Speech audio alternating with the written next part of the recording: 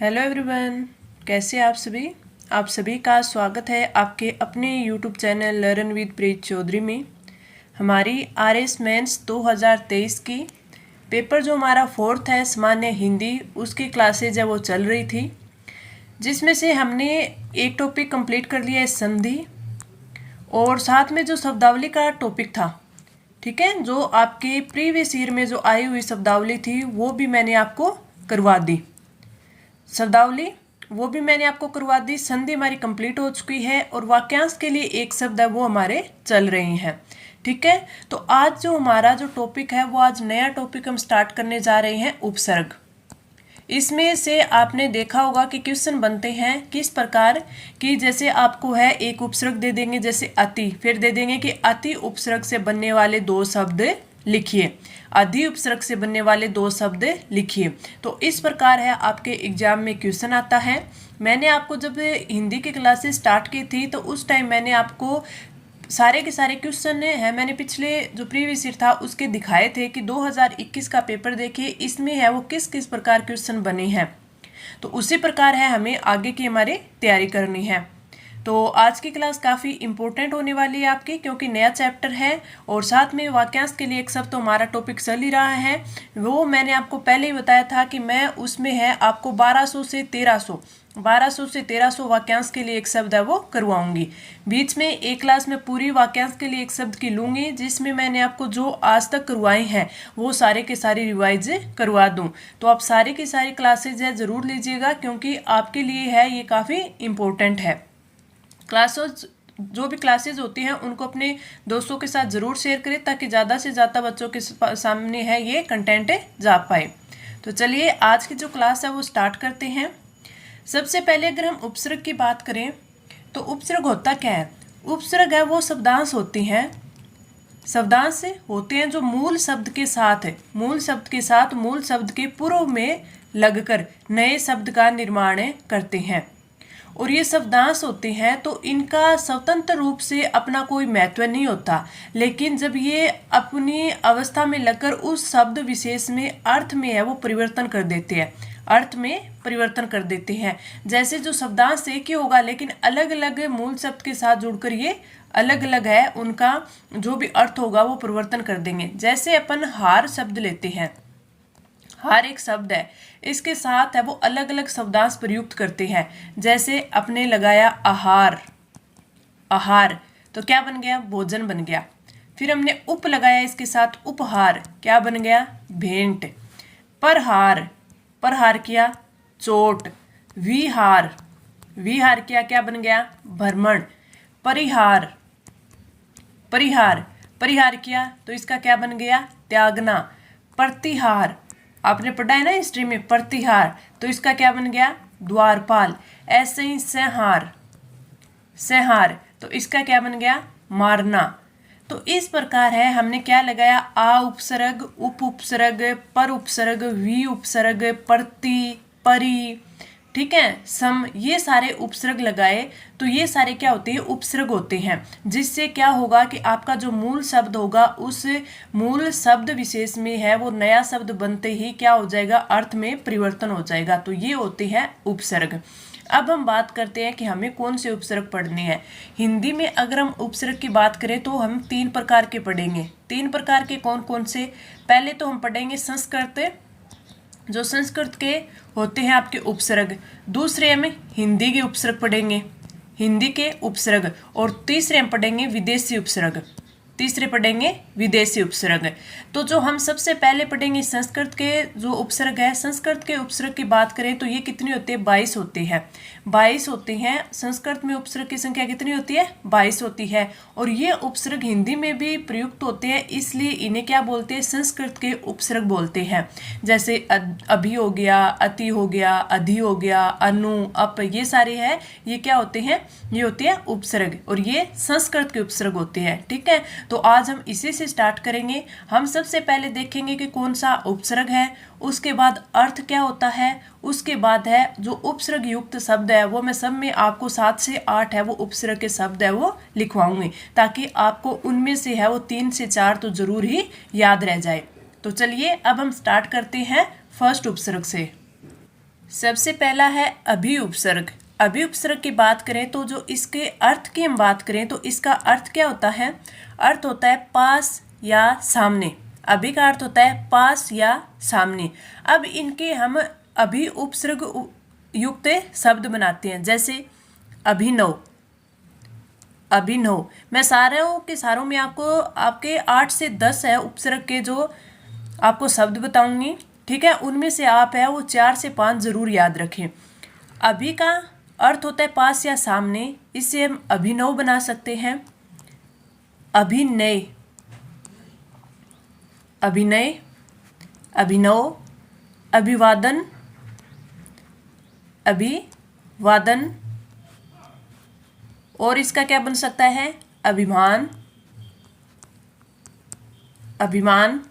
अभिमान के अलावा अभिभाषण, अभिभाषण, अभियोग, अभियोग,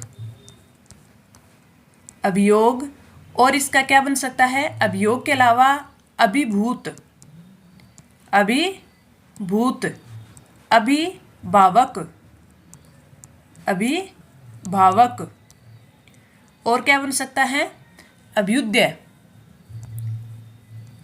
अभियुदय, अभ्युदय। अब इसको आप देखिए, ये मैंने आपको करवाया था ना अभ्युदय। अब इसमें संधि देखिए, याद करो। आप देखिए कोई भी आप है ना सब्जेक्ट पढ़ो, किसी सब्जेक्ट का टॉपिक पढ़ो, उसको रिलेट करके पढ़ना है कि क्या ये चीज़ हमने पढ़ी है पहले। तो अभ्युदय है, इसमें हमने संधि में इस वर्ड को पढ़ा था, तो आपको याद आना चाहिए कि हाँ ये शब्द है हमने उस संधि में पढ़ा था। अगर इसका हमें संधि विच्छेद का बोल दे तो अभी हम इसका संधि विच्छेद कर देंगे कि अभी प्लस उदय, अभी प्लस उदय। अब हम ये भी बता देंगे कि ये कौन सी संधि का है, ये यण संधि का है। यण संधि का कैसे हुआ कि हमने यण संधि में पढ़ा था कि जब भी ई या आपके छोटी ई या फिर बड़ी ई, छोटी ई या बड़ी ही, इनके साथ इनके अलावा अन्य कोई स्वर का मेल होता है तो जो ये ई और ई है इनके स्थान पर क्या हो जाएगा? यह हो जाएगा, ठीक है? यह हो जाएगा। तो यहाँ पे क्या हुआ है? अभी आया है तो यानी छोटी ई आई है, तो छोटी ई प्लस में ऊ आया है, तो इसका क्या बनना चाहिए? इसका बनना चाहिए यह। और जब ऊ आया है तो यू, ऊ की मात्रा लगेगी, यानी छोटा ऊ की मात्रा नीचे आ गई तो यू बन गया। तो ये क्या बन गया? अभ्युदय। तो इस प्रकार हमने जो पहले पढ़ा है उसका भी हमें रिवाइज करते जाना है। और को भी जो हमने पीछे पढ़ लिया वो वर्ड हमारे सामने आ जाए तो तुरंत हमें वो याद आना चाहिए कि हमने पीछे क्या क्या पढ़ा था। अभी प्लस उदय, इसकी संधि विच्छेद होगा, इसमें कौन सी संधि होगी, क्या रूल होगा, ये सारे के सारे हमें अच्छे से याद आ जाने चाहिए। इसी प्रकार अगर आप याद करके पढ़ोगे तो आपके जो हिंदी में है वो 130 प्लस मार्क्स आएंगे और उसको कोई नहीं रोक सकता। इसी प्रकार आपको पढ़ना होगा। तो देखिए हमने अभी के कौन कौन से है वो पढ़े हैं उपसर्ग बनने वाले शब्द। अभिनव, अभिनय, अभिवादन, अभिमान, अभिभाषण, अभियुग, अभिभूत, अभिभावक। और हमने कौन सा पढ़ा? एक हमने पढ़ा अभ्युदय, अभ्युदय। एक दो और देख लेते हैं, जैसे अभ्यंतर, अभ्यंतर। इसके अलावा अभीप्सा, अभीप्सा।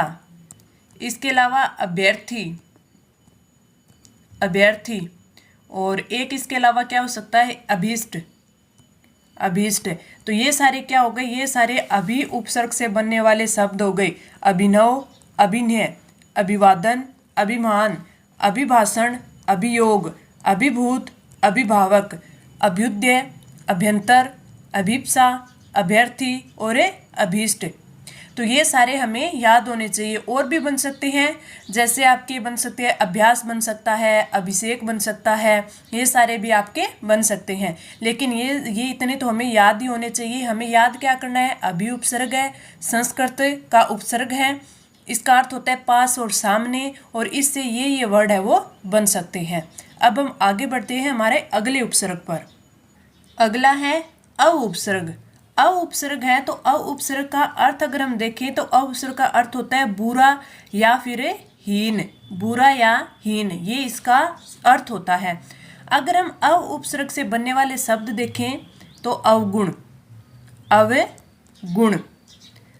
अगला क्या हो सकता है? अवंती, अवंती। और अवंती का अगर विलोम देखें तो अवंती का विलोम क्या होता है, उन्नति होता है। ये क्या है, अवंती है और है उन्नति।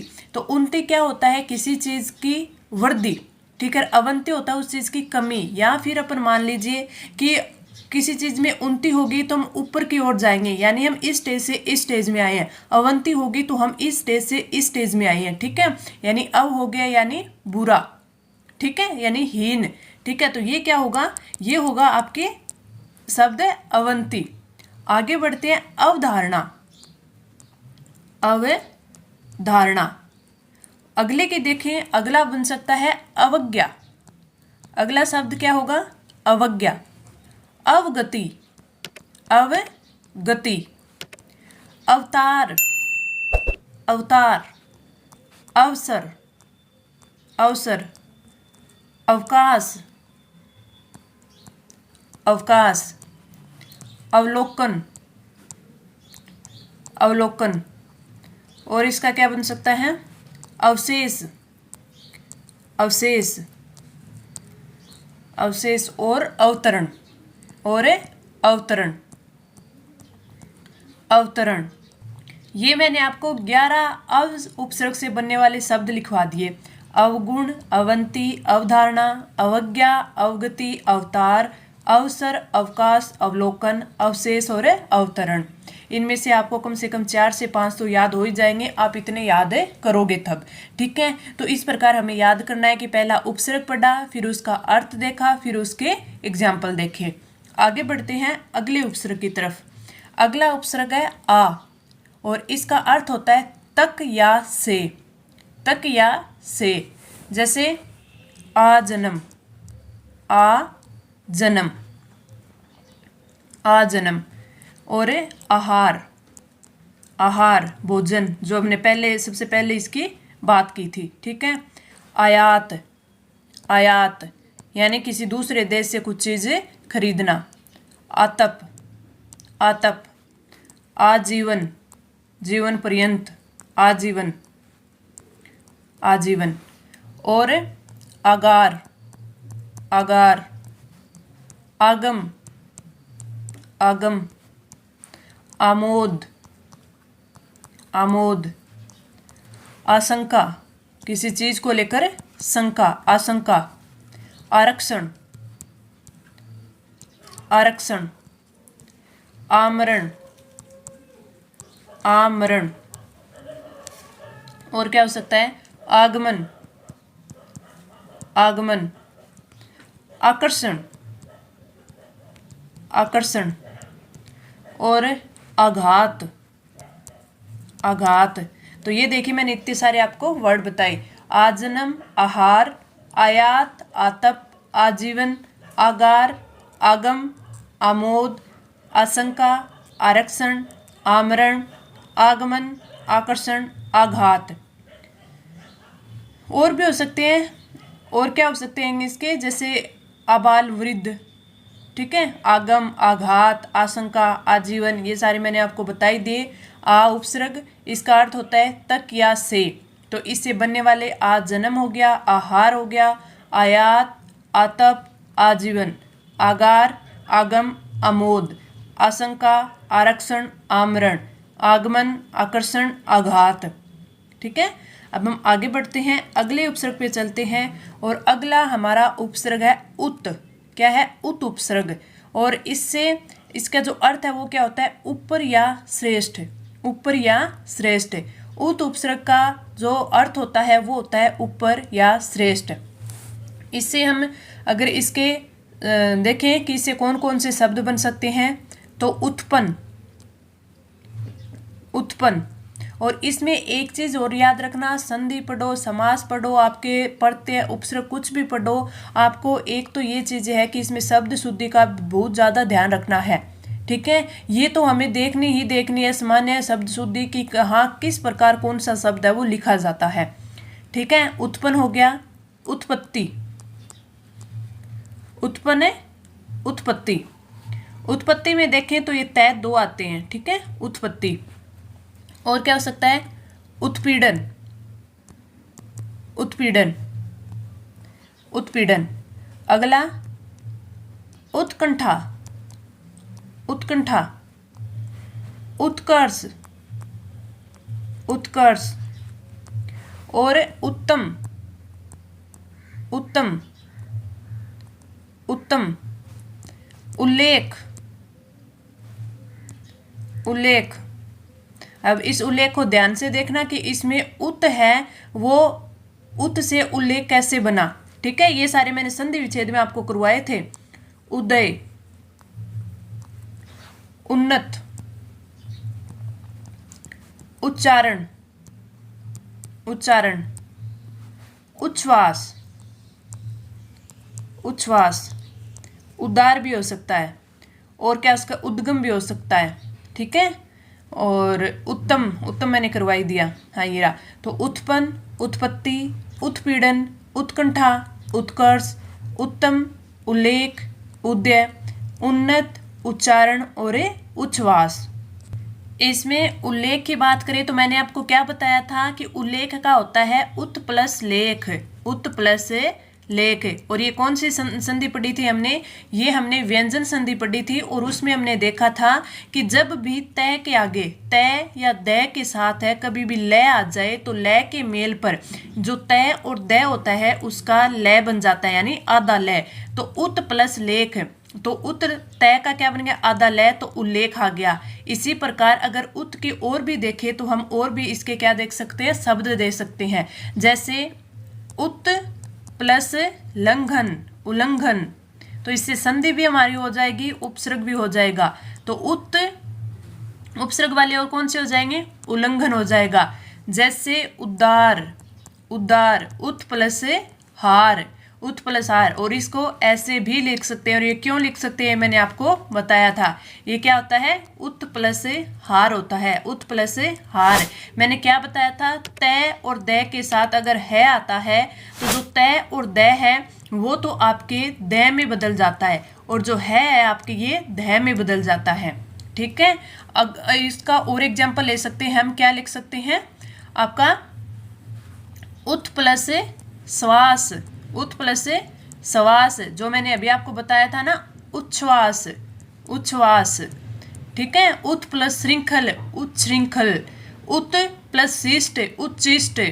ठीक है, ये सारे हमें देख सकते हैं। अभी हमने पीछे कौन कौन से पढ़े, ये देखिए, ये उच्छ्वास, तो उत प्लस श्वास।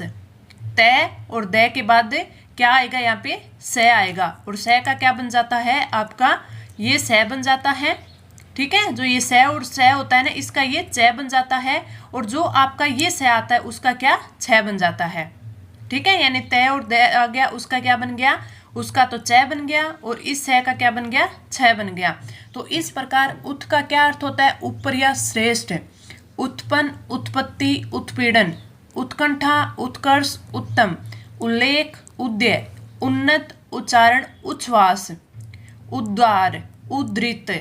ठीक है, उच्छ्वास, उच्छृंखल, उच्छिष्ट, ये सब है। लेकिन एक बात आप ध्यान रखना कि संधि का आपको जरूर पता होना चाहिए कि इसमें ये संधि होगी, ये संधि होगी।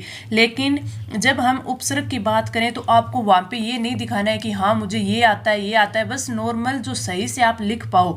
ठीक है, जैसे आप उत्तम लिख दिया, उन्नत लिख दिया, उत्कंठा लिख दिया, उत्कर्ष लिख दिया, ये चीज़ें हैं आप वहाँ पर एग्जाम्पल के रूप में दे, ताकि आपकी शब्द शुद्धि में कोई गलती ना हो। ठीक है, तो उपसर्ग में ये नहीं है कि हाँ हम कुछ थोड़ा सा हार्ड देखें और बताएं एग्जामिनर को कि हाँ मुझे ये भी आता है, ये चीज़ आप मत करना। ठीक है, बस हमें याद रहने चाहिए और उसको हमें अच्छे से बिल्कुल शुद्ध रूप में लिखना आना चाहिए, वो ही हमें एग्जाम्पल वहाँ पे देना है। अब हम आगे बढ़ते हैं अगले एग्जाम्पल की तरफ। अगला एग्जाम्पल है उप, और उप का अर्थ होता है पास में या सहायक, पास या सहायक, पास या सहायक। तो इसके अगर हम शब्द की बात करें तो उपकार, क्या हो जाएगा, उपकार, उपवन, उपवन। ऐसे इस प्रकार इजी लिखने होते हैं ताकि हमारा सब के सब है वो शुद्ध रूप में लिखे जाए और हमें पूरे के पूरे नंबर मिल जाए। आप अगर कोई है वो लिखोगे, कोई थोड़ा हार्ड वर्ड लिखोगे तो भी आपको वही नंबर मिलना है, और अगर आप सीधा सा उपवन लिखोगे तो वही आपको नंबर मिलना है। ठीक है, लेकिन इसमें ये होता है कि हाँ बिल्कुल हमने शुद्ध शब्द लिखा है। उपकार, उपवन, उपनाम, उपनाम, उपचार, उपहार, उपहार, उपसर्ग, उपसर्ग, उपमंत्री, उपमंत्री और उपयोग, उपमंत्री, उपयोग, उपयोग और क्या हो सकता है? उपभोग, उपभोग, उपभेद, उपभेद। इसके साथ ही उपयुक्त, उपयुक्त, उपयुक्त के साथ में उपेक्षा, उपेक्षा, उपेक्षा के साथ उपाधि, उपाधि, छोटी दी आती है इसमें उपाधि और उपाध्यक्ष, उपाध्यक्ष। तो ये सारे क्या हो गए? उपसर्ग से बनने वाले शब्द। उपकार, उपवन, उपनाम, उपचार, उपहार, उपसर्ग, उपमंत्री, उपयोग, उपभोग, उपभेद, उपयुक्त, उपेक्षा, उपाधि और उपाध्यक्ष और ये उपयुक्त। ठीक है, ये सारे हो गए उपसर्ग, उसका अर्थ होता है पास और सहायक। ये सारे इसके बनने वाले शब्द हो गए। अब हम चलते हैं हमारे वाक्यांश के लिए, जो आपका होता है वाक्यांश एक शब्द के लिए। ठीक है, तो उन पे चलते हैं। इसमें सबसे पहले आता है सब कुछ जानने वाला। सब कुछ जानने वाला होता है सर्वज्ञ, सब कुछ जानने वाला सर्वज्ञ। जो हर स्थान पर हो, सर्वव्यापक, सर्वव्यापक, जो हर स्थान पे हो, सर्वव्यापक। जो सहन करने में समर्थ हो, सहनशील, जो सहन करने में समर्थ हो, सहनशील। जो स्वयं सेवा करता हो, जो स्वयं में सेवा करता हो, स्वयं सेवक, स्वयं सेवक, जो स्वयं सेवा करता हो, स्वयं सेवक। सब कुछ जानने वाला सर्वज्ञ, जो हर स्थान पे हो, सर्वव्यापक। जो सहन करने में समर्थ हो, सहनशील। जो स्वयं सेवा करता हो, स्वयं सेवक। आगे बढ़ते हैं। अगला, अपने राष्ट्र से संबंधित, राष्ट्रीय, अपने राष्ट्र से संबंधित राष्ट्रीय। हिंसा करने वाला, हिंसा करने वाला हिंसक, हिंसा करने वाला हिंसक। अपने दस्तखत, अपने दस्तखत, अपने दस्तखत होता है हस्ताक्षर, यानी अपने साइन, हस्ताक्षर। हंसने हंसाने वाला हंसोड़, हंसने हंसाने वाला हंसोड़। ठीक है, ये चांदबिनी, हंसोड़। आगे बढ़ते हैं। जिसका कोई इलाज न हो, ला इलाज, ला इलाज और इलाज जय में यहाँ पे बिंदी आती है, ला इलाज। जिन विचारों को लिख लिया गया हो, लिपिबद्ध, जिन विचारों को लिख लिया गया हो, लिपिबद्ध, लिपिबद्ध। जिसका वंश तुम हो गया हो, जिसका वंश लुप्त हो गया हो, जिसका वंश है वो लुप्त हो गया हो, तो उसे क्या कहेंगे? लुप्त वंश, लुप्त वंश। जिसका वंश है वो लुप्त हो गया हो, लुप्त वंश। लोभी स्वभाव वाला, लोभी स्वभाव वाला, वो क्या होता है? वो होता है लुब्ध या लोभी। ये होता है लुब्ध या लोभी, लुब्ध या लोभी। जिसका कोई इलाज ना हो, लाइलाज। जिन विचारों को लिखा गया हो, लिपिबद्ध। जिसका वंश लुप्त हो गया हो, लुप्त वंश। लोभी स्वभाव वाला, लुब्ध या लोभी।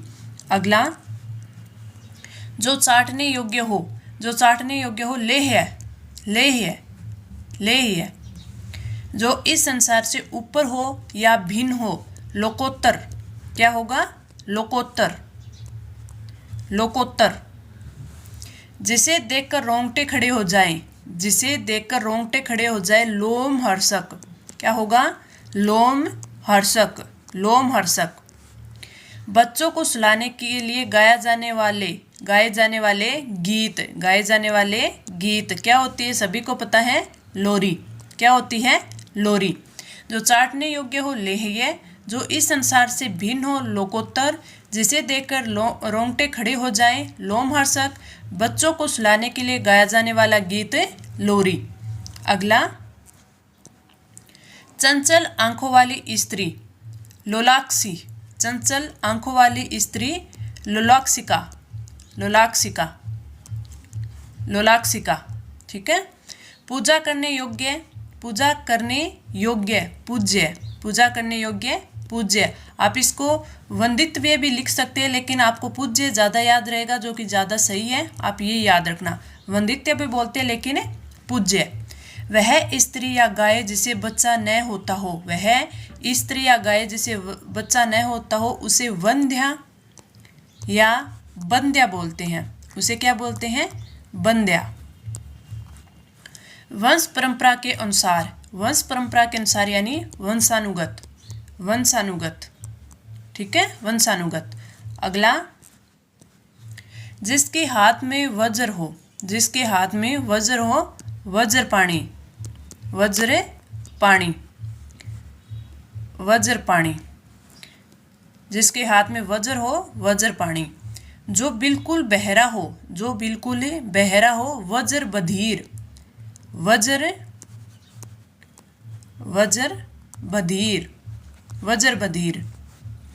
बहुत ही कठोर और बड़ा आघात, वज्राघात, वज्राघात। बचपन और यौवन के मध्य की उम्र, बचपन और यौवन के मध्य की उम्र वय संधि। ये क्या होती है? वय संधि, वय संधि।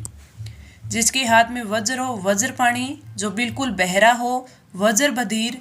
बहुत ही कठोर और बड़ा आघात, वज्राघात। बचपन और यौवन के मध्य की उम्र वय संधि।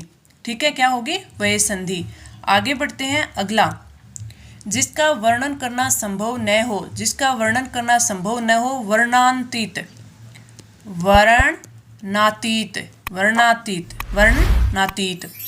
बल खाया हुआ या फिर बल खाया हुआ वल्य युक्त, बल खाया हुआ या वल्य युक्त, वलित।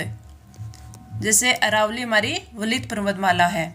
धारण करने योग्य या पहनने योग्य, वसितव्य, वसितव्य, वसितव्य। ठीक है। वह व्यक्ति जिसकी वसीयत है वो की गई हो, जिसके नाम वसीयतनामा लिखा गया हो, तो उसे क्या बोलते हैं? उसे बोलते हैं वसी। ये इंपॉर्टेंट है, आया हुआ है वसी। जिसका वर्णन करना संभव न हो, वर्णातीत। बल खाया हुआ, वलित। धारण करने योग्य, वसितव्य। वह व्यक्ति जिसकी वसीयत की गई हो, जिसके नाम वसीयतनामा लिखा गया हो, वसी। अगला, वह कन्या जिसका विवाह करने का वचन दे दिया गया हो, वह कन्या जिसका विवाह करने का वचन दे दिया गया हो, वाग्दत्ता। क्या होगा? वाग्दत्ता, वाग्दत्ता। कन्या का विवाह कर देने का वचन देने की जो रस्म है या फिर सगाई है वो होता है वागदान, वागदान। उसे कन्या को बोल देंगे वाग्दत्ता, रस्म को वागदान। अच्छा बोलने वाला, वागम्बी, अच्छा बोलने वाला, वागम्बी या सुवक्ता, या सुवक्ता।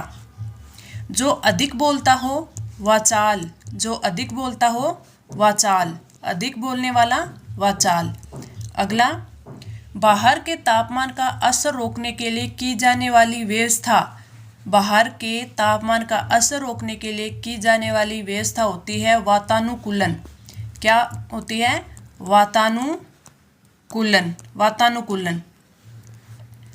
मुकदमा दायर करने वाला, वादी, मुकदमा दायर करने वाला, वादी।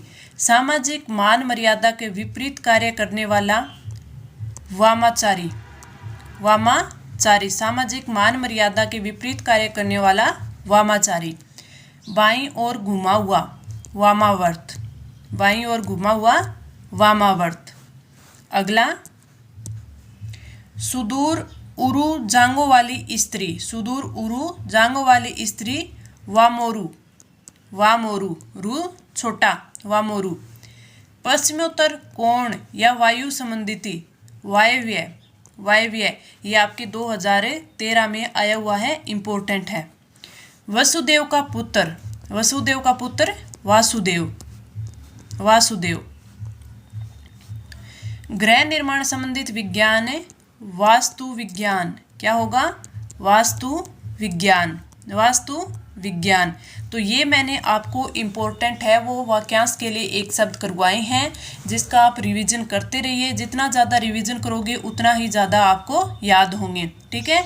उपसर्ग भी आप, जैसे मैंने आज आपको 5 उपसर्ग करवाए, तो पांचों उपसर्ग को लिख कर देखना कि उनका अर्थ क्या होता है, उनसे वाले शब्द, उनसे जो बनने वाले शब्द है वो आप है वो 8 से 10 शब्द की प्रैक्टिस कीजिए। हर एक उपसर्ग की 8 से 10 बार आप प्रैक्टिस करोगे, 8 से 10 है वो शब्द लिखोगे, तभी जाकर एग्जाम में आपको है वो 3 से 4 है वो याद रह पाएंगे। तो आपके लिए प्रैक्टिस बहुत ज़्यादा ज़रूरी है, इसीलिए आप अच्छा स्कोर कर पाओगे। तो चलिए मिलते हैं कल की क्लास में। धन्यवाद।